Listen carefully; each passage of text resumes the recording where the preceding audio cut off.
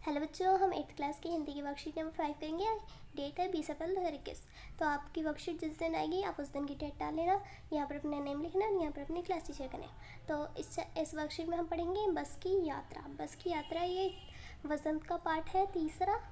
बच्चों, आज इस कार्यपत्रक में हम अपने पाठ्य पुस्तक वसंत के तीसरे पाठ बस की यात्रा का प्रथम भाग पढ़ने जा रहे हैं। यह हरिशंकर परसाई जी का व्यंग रचना है।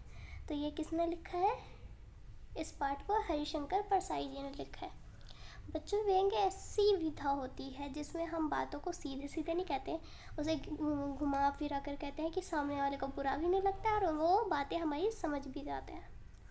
इस पाठ में भी लेखक ने व्यंग का प्रयोग करते हुए भारत की सार्वजनिक परिवहन व्यवस्था पर गहरा चोट करते हैं। आइए पाठ को पढ़ते हैं और समझते हैं। तो इस पाठ में पहला भाग पढ़ रहे हैं हम 5 मित्रों ने तय किया कि शाम 4 बजे की बस से चले। कौन से 5 मित्र थे? ये थे लेखक के मित्र और लेखक। पन्ना ने इस कंपनी की बस सतना के लिए घंटे भर बाद मिलती है, जो जबलपुर की ट्रेन मिला देती है। सुबह घर पहुंच जाएंगे। तो ट्रेन से जाएंगे। हम में से 2 को सुबह काम पर हाजिर होना था, इसलिए वापसी का यही रास्ता अपनाना जरूरी था। उस लेखक को सुबह पर काम पर हाजिर होना था, 2 को, इसलिए वापसी का यही रास्ता अपनाना ज़रूरी था। लोगों ने क्या सलाह दी कि आदमी इस शाम वाली बस से सफ़र नहीं करते। तो इसका क्या मतलब है? क्या रास्ते में डाकू मिलते हैं? नहीं, बस डाकिन है। तो इसका अर्थ समझते हैं। बस को देखा तो श्रद्धा उमड़ पड़ी। तो श्रद्धा क्यों उमड़ पड़ी? क्योंकि वह वयोवृद्ध थी, सदियों के अनुभव के निशान लिए हुए थी, यानी कि वो पुरानी थी।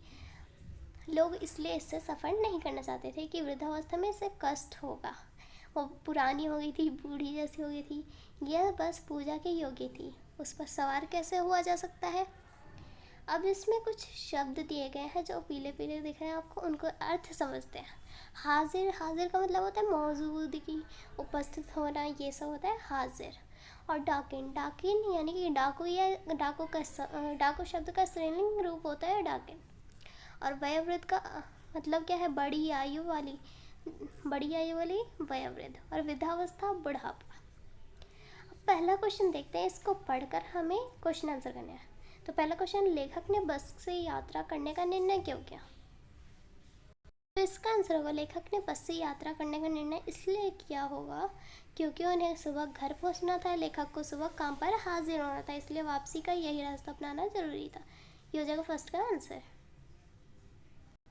सेकंड क्वेश्चन है, लोगों ने यात्रा के संबंध में लेखक को क्या सलाह दी और क्यों? तो सेकंड का आंसर हो जाएगा, लोगों ने सलाह दी कि बस की हालत बहुत खराब है, बस काफ़ी पुरानी थी। क्या पता बस रास्ते में कहाँ रुक जाए, कब रुक जाए, और क्या पता रात में बीच रास्ते में आवश्यक पड़ जाए, तो यहाँ पर पड़ भी लिखना पड़ जाए, तो रात पता नहीं कहाँ बितानी पड़ जाए। यह बस डाकिन की तरह, इसलिए लोगों ने इस आम वाली बस से न जाने की सलाह दी। ये हो गया सेकंड का आंसर।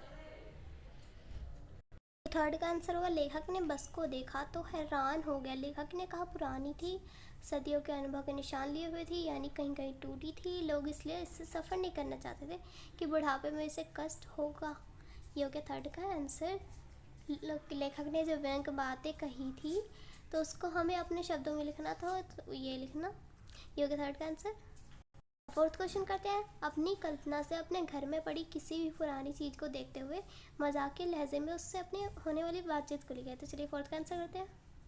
फोर्थ के आंसर में आप लिख सकते हैं कि मैं अपने घर में पड़ी पुरानी किताब से बात करूँगी। तुम इतनी पीली हो गई हो ना, ऐसा लगता है कि तुम्हें कोई पीले रंग से नहला दिया हो, लेकिन तुम बड़ी काम की हो, मैं तुम्हें ज़रूर पढ़ूँगी। तो ये गया फोर्थ का आंसर।